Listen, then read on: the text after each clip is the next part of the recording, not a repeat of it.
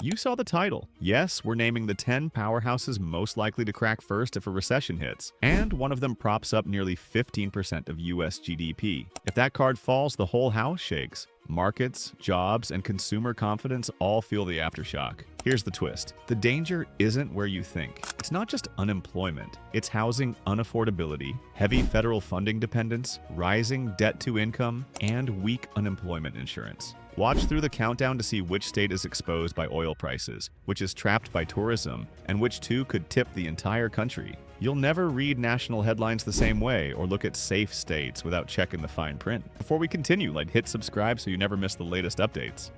Number 1, California. One state carries almost 15% of America's GDP. So why does California start coughing the second interest rates rise? Here's the thing.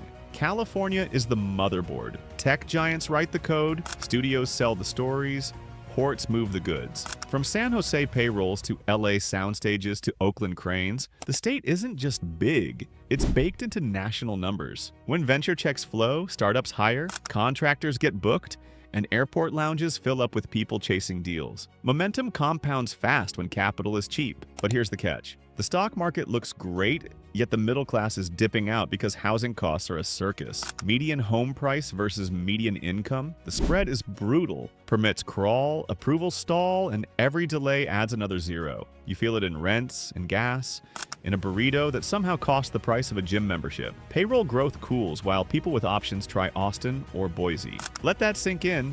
Talent migration isn't theoretical. Construction can't keep up, and the tax base gets lighter when high earners take their capital gains and leave. That adds a quiet drag. The twist is cyclicality. When the IPO window shuts, VC pulls back, and the pink slips hit professional services. Then the ripple, fewer catered lunches, slower nights for restaurants near campus, softer local sales tax. It's real. It's happening quarter by quarter. Analysts have said the national outlook can hinge on California's trajectory. Job growth has leaned on healthcare and hospitality while higher wage segments stall. That mix matters. If the engine that pays top taxes idles, budgets get cranky fast and deficits widen.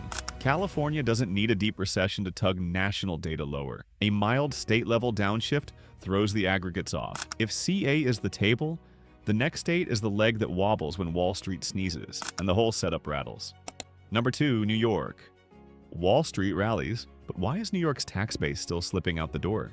New York throws nearly 8% into the national GDP bucket. Finance runs the scoreboard, media sets the culture, and the HQ economy signs the big checks. When the street pops, bonuses spray across restaurants, co-ops, and private schools. It's national leverage. But here's the catch. The scaffolding under that money is looking wobbly, and the gains aren't sticking where policymakers expect. High per capita wealth sits next to high taxes and painful housing costs. The city and the state built sizable reserves, sure, but a post-pandemic office glut is the leak in the ceiling.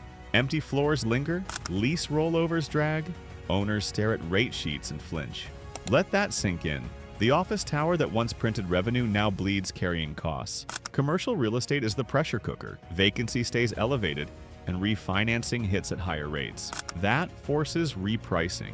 Lower building values mean thinner property tax collections, the lifeblood for schools, sanitation, libraries. When assessments reset, services feel it. Trash day stretches, library hours shrink. That's the real-world line item, not an abstract spreadsheet. Remote and hybrid work cut the daytime economy. Fewer commuters means weaker transit revenue for systems like the MTA and a quieter lunch rush for street-level retail. The ghost shift is real. Less swipe-ins, fewer deli lines, more dark storefronts. It's like living in a stadium where the crowd never shows up on weekdays, even when the team wins. NBC/CNBC style readouts have flagged this contradiction. Strong reserves and safety nets, yet fragile because affordability and tax pressure keep pushing people out. Unemployment insurance can cushion a fall, but it doesn't reverse outmigration. Families leave, deductions leave, and the bill lands on whoever stays, tightening the spiral.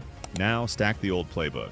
If bonuses shrink while CRE refinancing bites, New York's revenue model catches a cold fast. Income taxes wobble. Real estate taxes wobble. The spread between the bill and the money widens in a hurry, and closing it gets harder every cycle. Number 3, Illinois. If debt were a skyscraper, Illinois would need extra zoning. Illinois is the Midwest hub. Chicago clears trades, runs rail yards, and ships everything from grain to gadgets. O'Hare moves bodies and belly freight. The roads and rails feed factories in the collar counties. Money, metal, and merchandise, same map, same day. It's a serious machine, and when it hums, the region hums with it. But here's the catch. The foundation creaks when growth slows. Chronic pension underfunding sits there like a balloon payment that never stops arriving. Property taxes run hot, and people drift out to cheaper counties or other states. In a downturn, that combo turns fragile fast. The bill doesn't shrink just because sales tax does, and fixed costs don't blink. Pensions crowd out basics during revenue dips. You still owe retirees, so you trim classroom aides, push off road work, and close a clinic on Fridays. Households feel it as paying more for less. The levy is due, but the streetlight stays broken. Let that sink in. Confidence erodes long before balance sheets recover. Then wages. The effective tax burden pushes higher while wage growth stays May. That squeezes small businesses. A diner can't raise prices every month. A machine shop can't eat higher utility, insurance, and property tax bills forever. Shops thin out. Hiring freezes. It's real. It's happening. Block by block. Permit by permit. On the scorecard that tracks vulnerability and tax burden, how the state handled past recessions, unemployment trends, Illinois keeps landing in the danger zone when growth cools. It's not just vibes. It's a pattern of soft job recovery and long repair times that compound political pressure. And there's a second risk channel, logistics. Tariffs and supply chain friction flow straight into rail yards, intermodal hubs, and warehouses. Fewer containers mean fewer shifts, less overtime, slower truck turns. The ripple hits fuel vendors, mechanics, and lunch counters near the yards, dulling local multipliers. Yes, credit rating upgrades arrived. Helpful, but they're rate sensitive. Higher yields raise borrowing costs, and all those deferred projects cost more to finance. A bond sale that penciled at 3% suddenly wants 5% and a snack. The math changes. Timeline stretch. Mini payoff. Illinois doesn't fall off a cliff. It grinds. Pensions demand, taxes bite, and outmigration keeps the vice tight. Next door, a high-income state with Wall Street spillover issues has a different trap waiting. Number 4, New Jersey. Median incomes are high, so why does New Jersey feel one shock away from a budget headache? Here's the thing. New Jersey wins because it's next door to the money. Pharma labs hum along the Route 1 corridor, warehouses stack boxes off the turnpike, and trains funnel high earners into Midtown every morning. The state sells proximity, speed, and big paychecks. That combo prints nice household income numbers, but here's the catch. Those paychecks have heavy armor. Housing costs run hot. Property taxes hit like a second mortgage. And a huge slice of daily life depends on outcommuting. When your economy leans on New York's office towers, your mornings and your budget ride the same train. If NYC offices stay half full, the ripple is immediate. Fewer monthly passes sold. Quieter platforms. Coffee shops near stations lose the pre-7 a.m. rush. Bedroom communities miss the weeknight dinner crowd. Even the weekend feels thinner when commuter expense accounts get cautious. It's not doom, just a slow leak you notice in receipts and tips. Debt to income and tax burdens squeeze when rates climb. Refinancing cycles hit homeowners right in the escrow. Insurance, HOA, and property taxes creep, and that low teaser rate from a few years ago isn't coming back. You're not ready for how fast a $300 bump in monthly costs can freeze a move-up buyer and stall listings. NBC-style scorecards tie this together. Effective tax burden and housing affordability readings say the cushion is slimmer than the glossy income suggests. The numbers look rich. The runway feels short. Let that sink in. Pharma gives ballast, but trade and warehousing slow when global demand cools. Fewer containers, fewer shifts, more trucks parked. The big boxes on the turnpike don't go dark. They just hum quieter, and overtime evaporates first. Now, the municipal angle. Town budgets live and die by property assessments. Those can lag reality. Prices soften, comps wobble, but assessments stick around like last year's gym contract. Services get promised on old valuations. Then the math shows up late and cranky. Mini payoff. New Jersey's strength is real, but its margin for error is razor thin and tethered to NYC's cycle. Speaking of thin margins, let's talk about a sun-drenched giant with storm-size risks. Number 5, Florida, America's migration magnet. So why is insurance making neighborhoods uninsurable? Here's the thing. Florida's GDP flex comes from 3 engines: tourists, cranes, and U-Hauls. Theme parks, cruise terminals, and beach towns feed hotel taxes. Construction crews chase subdivisions from Jacksonville to Naples. New arrivals juice retail, healthcare, and service gigs. It's a flywheel. People arrive, homes get built, jobs appear, and local governments bank on the momentum. But here's the catch. Population growth slams into an insurance wall. Carriers exit, premiums double, and some condos can't renew at any price. Monthly housing costs go from manageable to what are we doing fast. Climate risk is the backdrop, but the bill hits the mailbox. Let that sink in. Coverage gaps stall transactions overnight. Higher mortgage rates stack with HOA dues and reinsurance spikes. That trifecta wipes out buyer capacity. A $450 increase a month is the difference between closing and ghosting your lender. Developers see the math and pause new phases. Pre-sales stall. The crane count dips. It's real. It's happening. Even in zip codes that looked bulletproof a year ago. Tourism is the mood ring. In a downturn, families skip the beach week, companies cancel offsites, and the restaurant shift board gets thin. Hotel occupancy slips a few points, and payrolls feel it within days. Tipped workers lose the cushion first.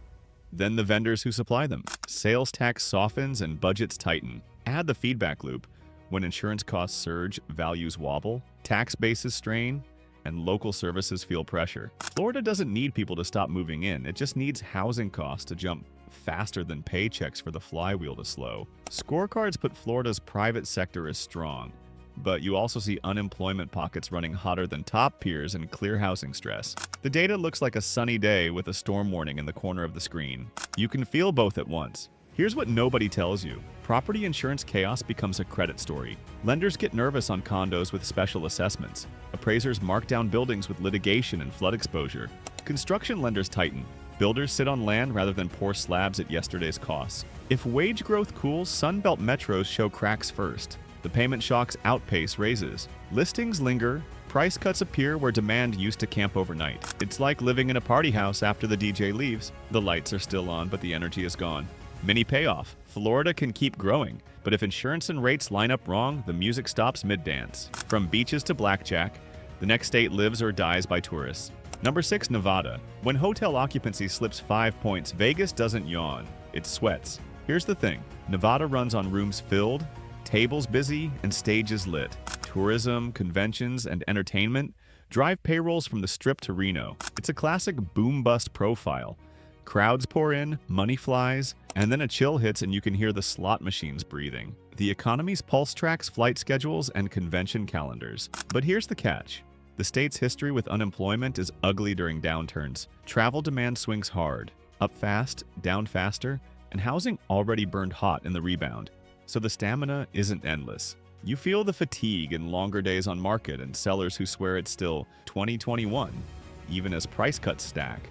Scorecards put Nevada near the bottom for recession readiness because of that tourism dependence, the way unemployment spiked in prior cycles, and real housing affordability stress. That trifecta narrows your margin for error. Let that sink in. One soft season can tilt the whole year. Even with decent unemployment insurance and state reserves, a national pullback hits gaming and hospitality first. Business travelers cancel. Families downgrade to one night instead of 3. Tip jars get light. Servers, dealers, and rideshare drivers feel it before anyone whispers recession on cable. Hours get trimmed quietly. Debt-to-income ratios climbed in the last run-up, and that's a problem when hours get cut. Tip-dependent income evaporates fast. The mortgage still wants the same number on the first. So does the car note. It's real. It's happening. Add utility spikes and insurance renewals, and household buffers vanish quicker than expected. Watch the convention calendars. Corporate travel tells the truth early. When big shows shrink floor space or shift to virtual, room blocks open up, and you can book the sold-out hotel on a Wednesday for a price that looks like a used iPhone payment. That's your warning flare. Construction trails hospitality. First the occupancy dips, then casino capex slows, then off-strip projects go on review. Materials vendors idle, subcontractors sit, and permit offices get quiet. What happens on the Strip doesn't stay there. It rolls into sales taxes, gaming taxes, and local budgets. Mini payoff. A softening consumer is Nevada's kryptonite. The state's playbook has some resilience, but demand shock wins. The next state shares the heat and the same housing math that stops working when mortgages print a 7 and the upgrades turn into maybe next year. Number 7. Arizona. The affordable alternative until it isn't. Here's the thing. Arizona's glow-up came from three streams at once. Tech manufacturing bets started landing fabs in the desert. Retirees chased dry heat and lower taxes. Remote workers arrived with Bay Area pay and Midwest expectations. That blend made Phoenix and its satellites feel like the cheat code. New builds, wide roads, backyard pools. Momentum fed on itself, and prices reset higher almost overnight. But here's the catch. Debt to income climbed as prices sprinted, and housing affordability slid right as mortgages went 7-handle. Monthly payments ballooned while wages played catch-up. Add Arizona's exposure to big federal projects, and you get a growth story that leans on outside money to keep the cranes busy. Sounds stable, right? Not if the spigot slows and timelines stretch. NBC-style rankings lumped Arizona into the vulnerable cluster across the mountain and southern belt. The pattern: thinner unemployment insurance coverage, higher housing stress, and households with less cushion for shocks. Translation: a short runway if hours get cut or rates stay sticky. Let that sink in. Resilience depends on momentum. If rate cuts drag, entry-level buyers freeze. Builders pull incentives, then pull permits. Trades sit idle on Fridays. Service jobs thin next. Title companies, inspectors, landscapers, even the taco truck that lives outside the model home. It's real, it's happening, and it cascades quickly through local multipliers. The chip plants are massive, but they're cyclical. Semiconductor build-outs eat capital like a teenage linebacker. And demand swings with global orders, inventory overhangs, and export controls. One delayed node or restricted tool shipment, and the hiring wave pauses. Overtime disappears first, then contractors rotate out. There's a quieter premium baked into every lot: water. Securing long-term supplies adds engineering, mitigation, and politics.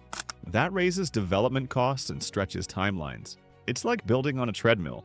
You move forward, but the belt pushes back, and you pay for the speed. Sales tax dependence turns a retail slowdown into a budget problem fast. Malls hum less, online shifts steal local capture, and city coffers feel the gap. Police backfill takes longer. Park upgrades slide a year. The squeeze shows up in boring ways and stays longer than you think. Mini payoff. Arizona's flywheel spins hard in good times, but it loses momentum fast when mortgages bite and migration cools. If you thought that was tight, wait for a state where affordability snapped almost overnight. Number 8, Texas. Texas looks invincible. So why is its unemployment rate higher than some peers during a boom? Here's the thing. Texas is stacked. Oil fields fund paychecks. Tech campuses keep hiring.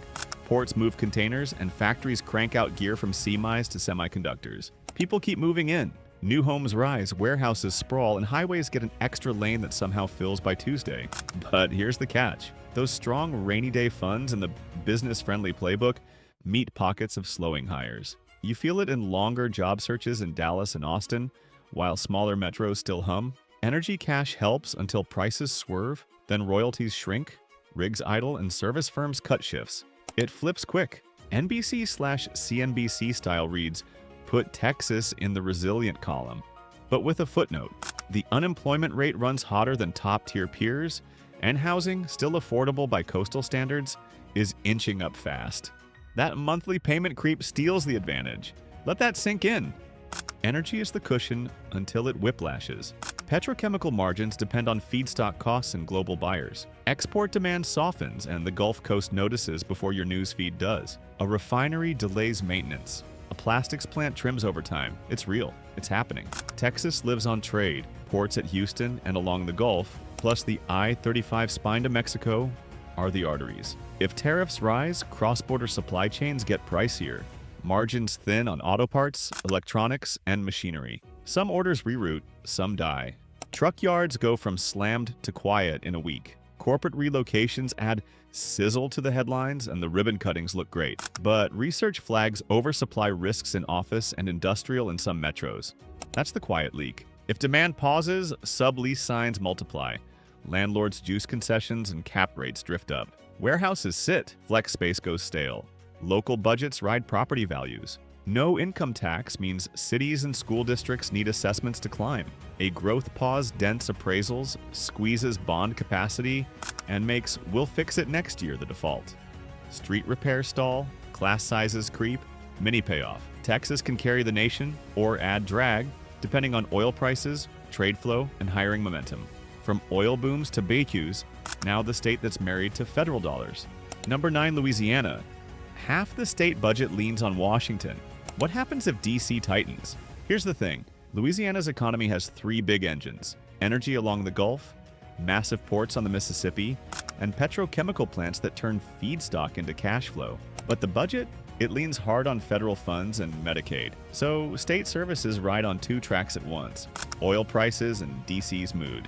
But here's the catch. A high federal funding share sits on top of high poverty and real housing affordability stress. Then throw in oil price volatility. When crude slides, royalty checks shrink, rig counts dip, and service companies cut hours. Meanwhile, rent and insurance don't get the memo. That friction shows up fast in small towns and river parishes. NBC-style scorecards put Louisiana in the vulnerable bucket. Unemployment insurance depth isn't built for long shocks, and safety nets get stretched when layoffs hit concentrated sectors. You can keep lights on for a while, but benefits run thin. Let that sink in. If DC trims grants or slows Medicaid matching. At the same time, oil stumbles, revenue and services get squeezed. Hospitals delay hires. Parishes freeze equipment buys. Road projects slip another season. It's real. It's happening. Debt stats may look fine on paper. Manageable ratios, no flashing sirens. But households don't have the same cushion.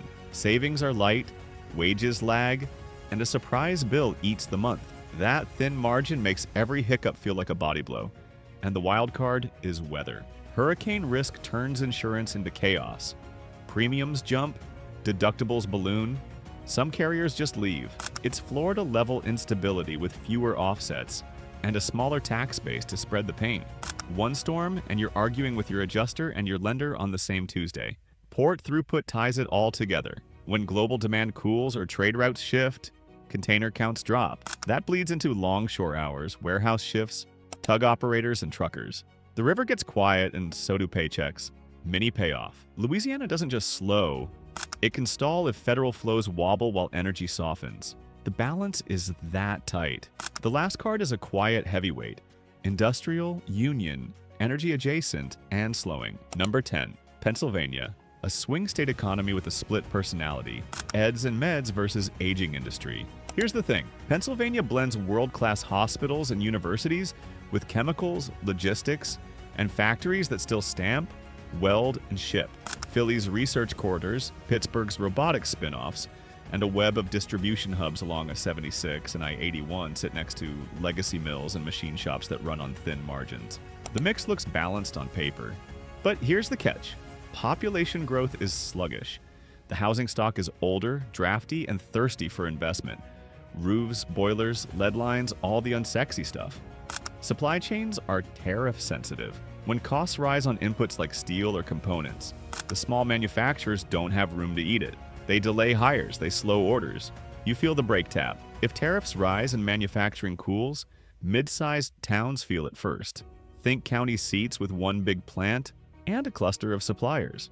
Job postings fade. Training programs still run, but cohorts shrink. The diner near the plant loses the breakfast rush. That's how the slowdown shows up.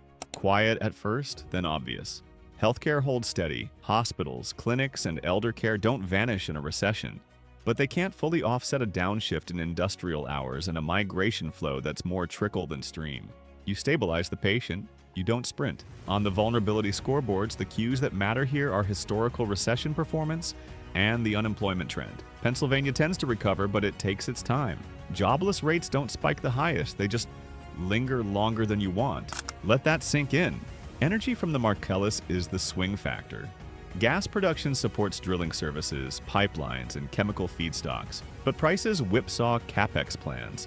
One season you're adding crews, the next you're protecting maintenance budgets and pushing projects right. Tax receipts in older metros track property values that move slowly, then all at once. Assessments lag, levies hold, and when comps finally reset, you've promised services on yesterday's valuations.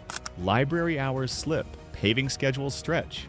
The grind is in the line items. Mini payoff. Pennsylvania won't crater, but an industrial wobble plus weak demographics creates a slow grind. That's the list. Now the big reveal you felt the whole time. Crossfire risks do the actual damage.